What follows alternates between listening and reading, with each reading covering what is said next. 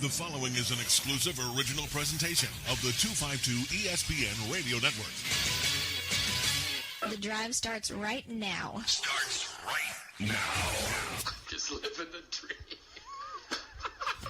Here's a guy who gets paid to talk. Are you ready for the most electrifying man in sports and entertainment? No, he did. Doing a radio show, so what? The most anticipated radio show ever. Right on three. 1, 2, 3.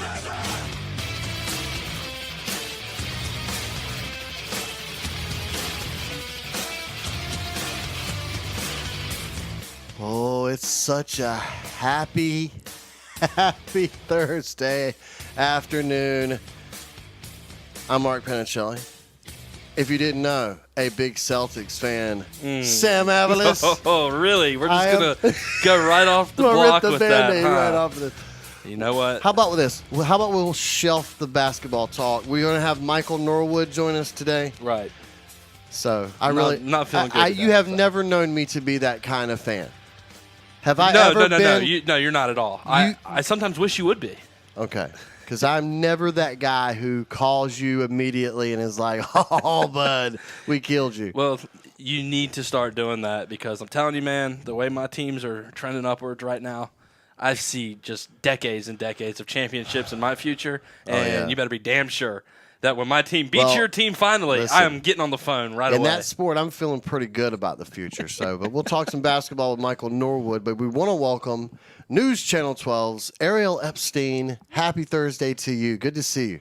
Good to see you, too, and I'm glad I get to see myself on this new adventure you guys have me. And now I feel like I have to come in with, like, some makeup on some my Thursdays. I don't like to wear makeup on Thursdays. No, you like to come in, and usually it is either before or after your gym visit. Yes. So you may have to dress up now a little bit. But look.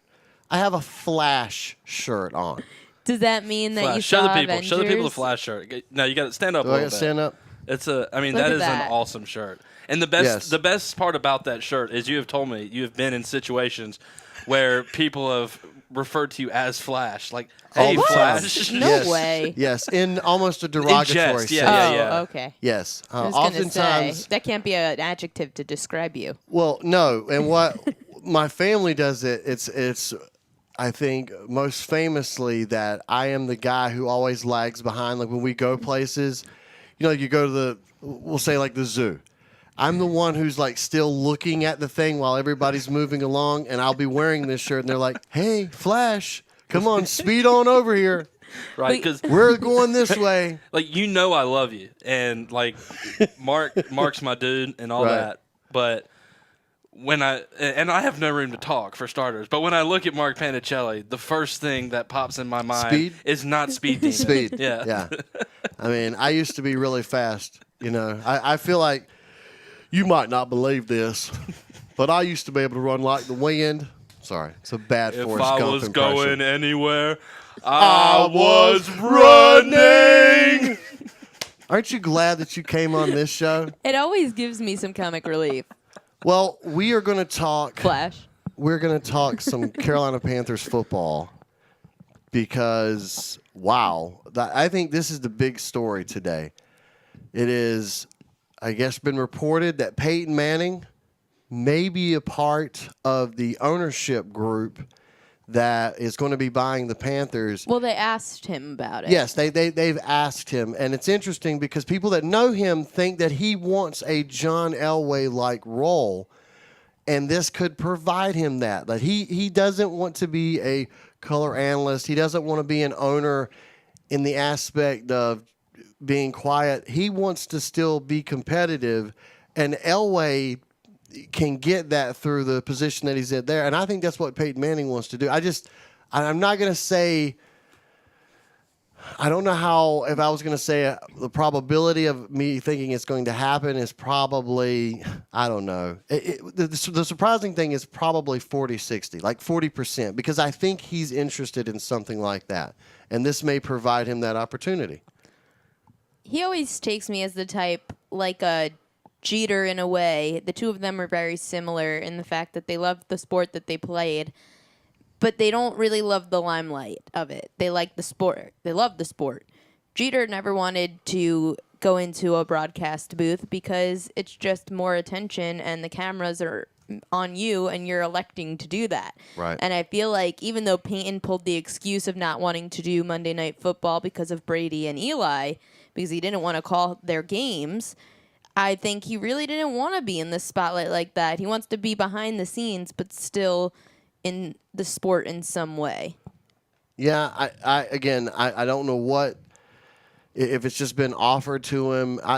There's nothing that says that he's even considering this, but I think as Panther folks, people who cover the Panthers on a regular basis, I find that to be an interesting, that would completely, I think, ignite something in me. I think the interest in covering this team, because they've already got some interesting assets on the football field, some great athletes.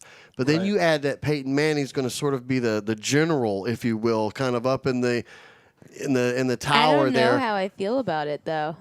I mean, obviously he knows the game, but there's a huge difference between scouting and knowing the game. Yes. And he still has to have the eye for the talent if he wants to be in the Elway role. Yeah, but if there's somebody that I would just go ahead and give the benefit of the doubt to off the bat, it's probably going to be Peyton Manning. What I think he's kind of doing here is just waiting for the perfect situation, right? I mean, anytime he wants to jump into the broadcast booth, anybody will be like, "Yo, yeah, we'll fire Jason Witten if we can get Peyton Manning in a heartbeat." Jimmy Haslam of the Browns has reportedly already reached out to Peyton about joining the Browns front office. So there's a million different things he CBS could do. would fire Tony Romo. Oh, in a heartbeat. In a heartbeat. To hire Peyton Manning. He's really he's a powerhouse. He really is a powerhouse. And I was looking at this thing from Forbes.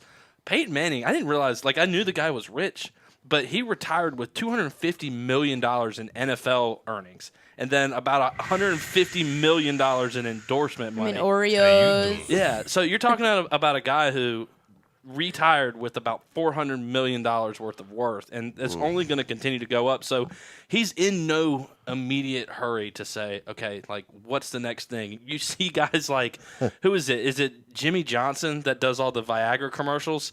The reason Jimmy Johnson does the Viagra commercials is not because Jimmy Johnson is a huge supporter of Viagra. It's because Jimmy Johnson needs the paycheck. Yeah. Peyton Manning right now isn't in a position where he needs the paycheck. So I think he's going to take his time. I will tell you, Peyton Manning sounds a lot better as a guy to be a part of the Panthers than Steph Curry. Well, and of course. Than P. Diddy, both of who thankfully are already out of the mix. Of course. And Yeah. he brings the name to the ownership group, and I think that's what this ownership group is clearly looking for, is the big name that makes the NFL enticed to say, we'll give it to you. And now, if you this is something we should, Panthers fans, should be accustomed to and used to as we talk about Peyton Manning becoming a potential piece of this ownership group. If you think back to that Super Bowl against the Denver Broncos a couple of years ago, Peyton Manning has already shown that he owns the Carolina Panthers. So, we're good. This has already happened. That is fantastic. And I think you're right. I would probably, if someone were to, if you say gun to your head analysis, I think similar to what you were talking about, I think that he's going to test the waters and see what they say, but I would bet nothing is going to happen as far as the Panthers. But I think this maybe opens the door of what the possibilities might be. And again, who's to say he's going to make a decision right now? I would love it. I think it would be interesting. Certainly give us something to talk about, but as far as it happening, I would say no. I mean, because again, the history of the Panthers is not bringing in big names, right? That's been the... And I heard about this for the first time yesterday, and it still hasn't really gained much traction. You haven't heard anything from the Peyton Manning camp. You just heard he was approached with the idea of buying into this ownership group. That's all we've heard. Yeah. So what we do know is what they've done in the running back position, speaking on John Elway and those Broncos, getting C.J. Anderson and signing him away. I like a lot of what you were talking about yesterday, Sam, about the value and versus what Stewart got as Stewart is making twice as much with the Giants now as the Panthers just paid C.J. Anderson. Jonathan Stewart is an aging star. C.J. Anderson is a 26-year-old running back coming off of a 1,000-yard season. Yeah, so that being said, we can't wait for football to get back, right? I mean, aren't you dying for football I'm so season? Excited. But we're going to take a break right now because there's a couple of other things that I want to discuss with you. There, ECU baseball. In fact, this next segment we're going to talk a lot about, and I know you have got to be dying to talk about the Yankees right now, right? I had a lot of fun last night. You've been having a lot of fun for a lot of nights for here about recently. 19 days. It's been a pretty nice, couple of days for Yankee fans. So you want to take a break? Let's take a break now. We'll come back. We'll talk some Pirate baseball and some Yankee baseball as well.